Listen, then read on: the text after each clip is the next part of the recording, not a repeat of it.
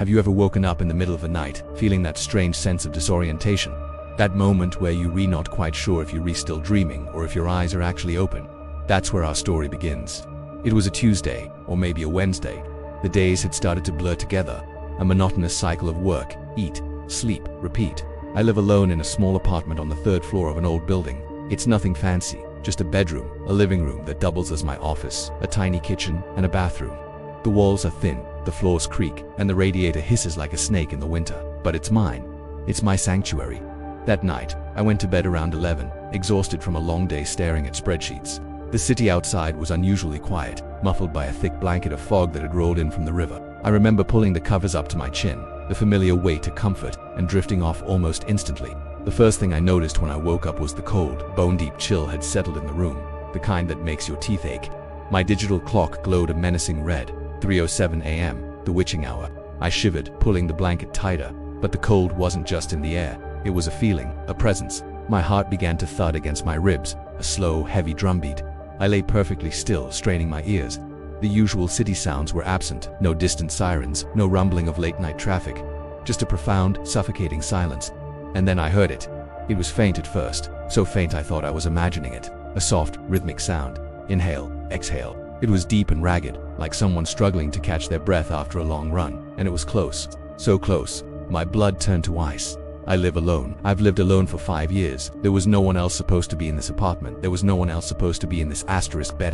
Inhale, exhale. The sound was coming from right beside me, from the empty space on the pillow next to mine. Every logical part of my brain screamed at me. It's the radiator, it's the pipes, it's the wind. But this wasn't a mechanical sound. This was organic. This was alive. My eyes were wide open now, staring into the impenetrable darkness of my bedroom. I couldn't see anything, not the outline of my dresser, not the faint rectangle of the window. It was like a thick black velvet had been draped over the world. Fear is a funny thing. It paralyzes you. I wanted to scream, to leap out of bed, to turn on the light, but I couldn't move. My limbs felt like lead, pinned to the mattress by an invisible weight. All I could do was lie there, my own breathing caught in my throat, listening to that other, alien breath fill the silence. Inhale, exhale. It sounded heavier now, closer. I could almost feel the vibration of it through the mattress, a subtle tremor with each raspy breath. My mind raced, trying to find an explanation. A burglar, but the front door has 3 locks. I checked them before I went to bed. I always do. A friend with a key. No one has a key. A cold draft slithered across my cheek, smelling of damp earth and something else. Something faintly metallic like old pennies. My stomach churned. The breathing hitched, followed by a low, guttural sigh. It sounded content. I had to do something. I couldn't just lie here and wait for whatever was next. Slowly, millimeter by agonizing millimeter, I started to move my hand, sliding it across the sheet toward the edge of the bed. My bedside lamp was just inches away. If I could just reach the switch. The breathing stopped. The sudden silence was more terrifying than the sound itself. The air in the room grew thick and heavy, charged with anticipation. I held my breath, my hand frozen in midair. Did it hear me? Did it know I was awake? A floorboard creaked in the corner of the room near the closet. My heart leaped into my throat.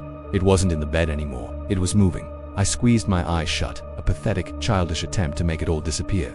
If I can't see it, it can't see me. But I could feel it. I could feel its attention shift, a cold, predatory focus directed right at me.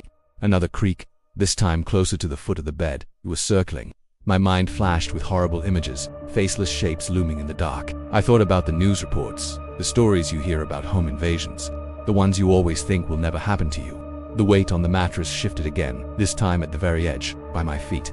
A deep depression formed in the comforter, as if something incredibly heavy had just sat down. I felt a pressure against my leg, cold and solid, through the layers of blankets. I let out a tiny, involuntary whimper. The breathing started again, but it was different now. It was a low, wet chuckle that seemed to come from everywhere at once. It wasn't human.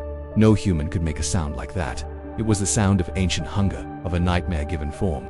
And then, a voice whispered directly into my ear, a voice that was like grinding stones and dried leaves. It said just one thing. I know you're awake. That was it. The paralysis broke.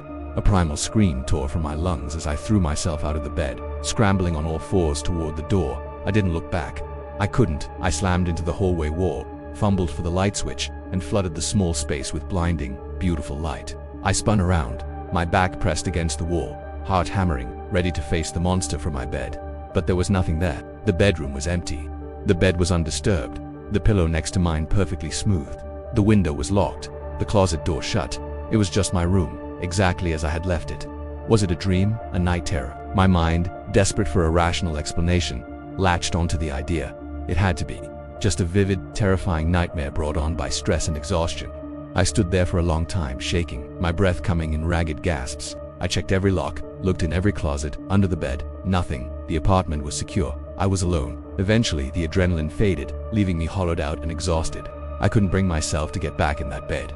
I spent the rest of the night on the couch, with every light in the apartment blazing, jumping at every creak and groan of the old building. I've tried to forget about it. I've tried to convince myself it was all in my head. But some nights when the city is quiet and the hour is late, I still feel a chill in the air. And sometimes, just as I'm about to fall asleep, I think I can hear it, a faint, distant sound on the edge of hearing, inhale, exhale. And I remember that voice, and I know, deep in my soul, that I am not really alone. It's just waiting for me to fall asleep again. Thank you so much for listening to my story.